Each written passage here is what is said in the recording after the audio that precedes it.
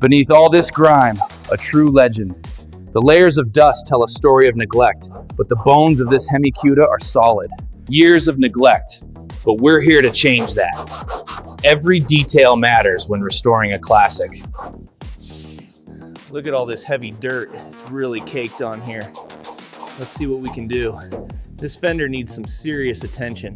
As we can see, beneath this layer of dust, there's quite a bit of surface rust we'll need to address on this bumper. Okay, let's take a look at this interior. Significant cracking on the leather seats here. This engine's been severely neglected. Layers of dust and rust have really taken their toll over the years. This wheel's got some significant corrosion under all this dust. Let's see how deep it goes. Okay, the overall plan is to start with a thorough cleaning of the exterior, beginning with the trunk area.